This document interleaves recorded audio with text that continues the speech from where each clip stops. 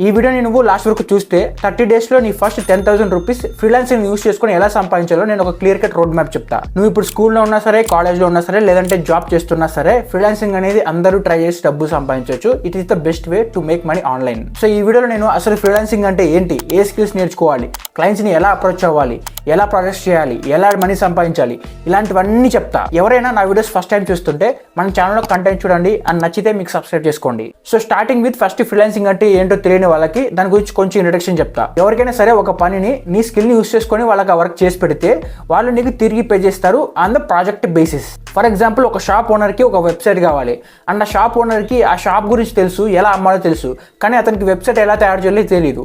So నీకు coding వచ్చు, నువ్వు వాళ్ళకు ఒక కోడింగ్ చేసి ఒక వెబ్సైట్ తయారు చేసి ఇచ్చేసి వాళ్ళకి ఇచ్చేస్తావు అండ్ వాళ్ళకు ఒక వెబ్సైట్ తయారు చేసి ఇచ్చినందుకు వాళ్ళు నీకు అమౌంట్ పే చేస్తారు. ఇక్కడ నేను ఫర్ ఎగ్జాంపుల్కి వెబ్ డెవలప్మెంట్ అని చెప్పా. ఇది కాకుండా ఇంకా చాలా స్కిల్స్ ఉంటాయి, లైక్ వీడియో ఎడిటింగ్ అని చెప్పేసి, థంబ్నెయిల్ డిజైనింగ్, ఇంకా ఇలాంటి చాలా స్కిల్స్ ఉంటాయి. సో దాని గురించి నేను కొద్దిసేపులో చెప్తా.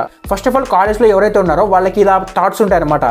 ఫస్ట్ స్టార్ట్ చేసిన ఫస్ట్ రోజు నుంచే మనకు మనీ వచ్చేస్తాయి, లేదంటే జస్ట్ ఏం వర్క్ ఉండదు, మనం ఏదో ఆన్లైన్లో టైప్ చేస్తే మనకి డబ్బులు వచ్చేస్తాయి, లేదంటే ఏదో క్యాప్చర్స్ ఫిల్ చేస్తే మనకి డబ్బులు వచ్చేస్తాయి, లేదంటే ఎవరికైనా నోట్స్ రాసిస్తే మనకు డబ్బులు వచ్చేస్తాయి.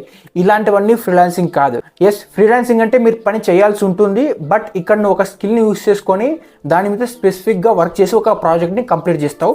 దాన్నే ఫ్రీలాన్సింగ్ అంటారు. ఇక మిగతా వాటినేవి మీరు నమ్ముకోవద్దండి. ఫ్రీలాన్సింగ్ అనేది best way to earn money online. Especially నువ్వు స్టూడెంట్ అయితే. నాకు తెలిసిన చాలా మంది వాళ్ళు విత్ ఇన్ కాలేజ్లో ఉన్నప్పుడే థౌజండ్స్, ఇన్ఫ్యాక్ట్ లాక్స్ కూడా సంపాదిస్తున్నారు. సో నువ్వు కూడా ఫ్రీలాన్సింగ్ చేయాలంటే నువ్వు చేయాల్సిన ఫస్ట్ స్టెప్ ఏంటంటే ఒక స్కిల్ని నేర్చుకోవడం.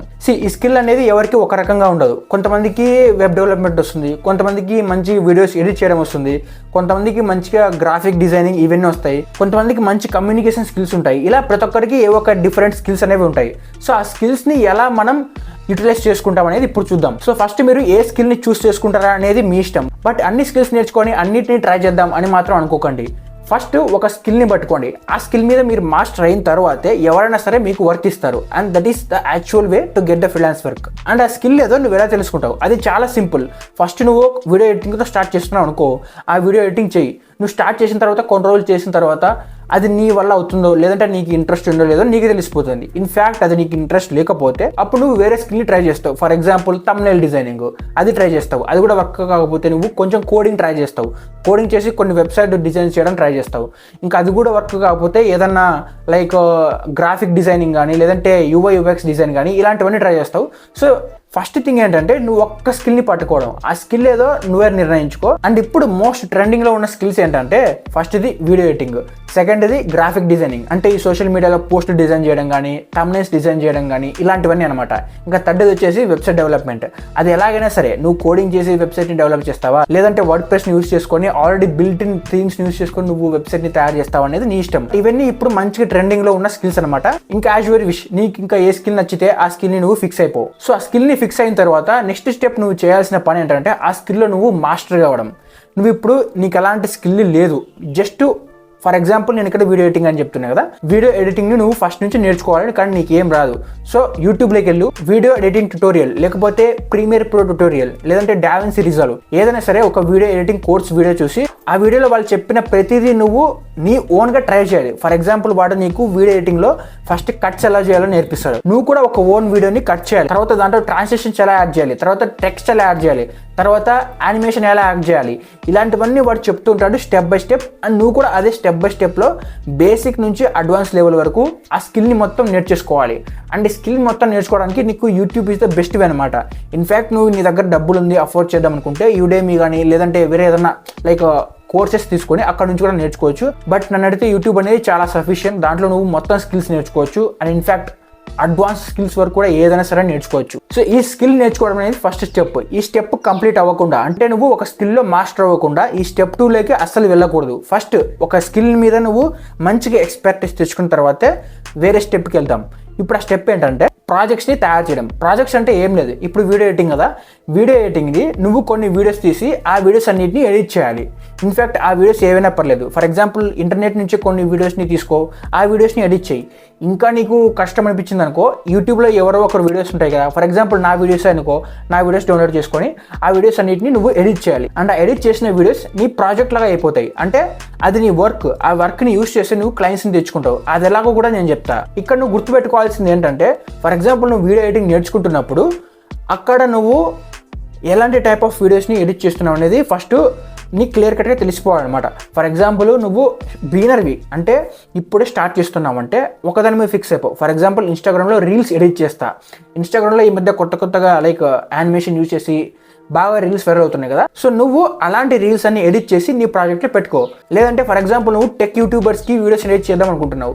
అలాంటప్పుడు నువ్వేం చేస్తావు, నీ ప్రాజెక్ట్స్లో ఎక్కువ టెక్ రిలేటెడ్ వీడియోస్ని ఎడిట్ చేసి పెట్టుకో. అవి నీ ప్రాజెక్ట్ లాగా అవుతాయి. సో ఇలా నువ్వు ఒక 1 వీక్ వరకు నీ స్కిల్ని యూస్ చేసుకొని ప్రాజెక్ట్స్ని తయారు చేసుకోవాలి. అండ్ ఇలా నువ్వు ఎన్ని ప్రాజెక్ట్స్ చేస్తుంటే, అంటే ఎంత మంచి వర్క్ చేస్తుంటే నీకు అంత బెటర్ ఛాన్సెస్ ఉంటాయి ఫ్రీలాన్సింగ్ వర్క్ తెచ్చుకోవడానికి. సో సక్సెస్ఫుల్గా నువ్వు ఈ స్టెప్ కూడా కంప్లీట్ చేసిన తర్వాత నెక్స్ట్ నువ్వు ఏం చేయాలంటే, ఈ ప్రాజెక్ట్స్ అన్ని ఉన్నాయి కదా, వీటన్నిటిని నువ్వు ఒక వెబ్సైట్ లాగా తయారు చేసుకోవాలి. అంటే దాన్ని మనం పోర్ట్ఫోలియో అంటాం అనమాట. ఈ పోర్ట్ఫోలియో అంటే ఏం లేదు, నువ్వు ఇప్పటి వరకు చేసిన వర్క్ అంతా ఒక చోట పెట్టడం. అది ఎక్కడ పెడతావు అంటే, ఫర్ ఎగ్జాంపుల్ ఒక గూగుల్ డ్రైవ్లో అప్లోడ్ చేయడం కానీ, లేదంటే పర్సనల్గా ఒక వెబ్సైట్ తయారు చేసుకొని ఆ వెబ్సైట్లో నీ ఫైల్స్ అన్ని పెట్టుకోవడం కానీ, దీన్ని మనం పోర్ట్ఫోలియో అంటాం అనమాట. సో నేను ఇక్కడ మీకు ఇచ్చే సజెషన్ ఏంటంటే, మీ ప్రాజెక్ట్స్ని గూగుల్ డ్రైవ్లో అప్లోడ్ చేయకండి. ఎందుకంటే నేను ఏం చెప్తున్నాను అంటే, చాలామంది బిగినర్స్ ఫ్రీలాన్సింగ్ చేసుకునేటప్పుడు ఇవే చేస్తారనమాట. గూగుల్ డ్రైవ్లో అప్లోడ్ చేస్తారు. బట్ అది చాలా అన్ప్రొఫెషనల్ లాగా ఉంటుంది. మీరు ఏం చేస్తారంటే, ఫర్ ఎగ్జాంపుల్ ఒక 500 పెట్టి ఏదైనా డొమైన్ పర్చేస్ చేయగలరు అనుకుంటే ఒక వెబ్సైట్ డొమైన్ని పర్చేస్ చేయండి. ఫర్ ఎగ్జాంపుల్ manjunathreddy.com అనేది ఒక డొమైన్ ఉంటుంది.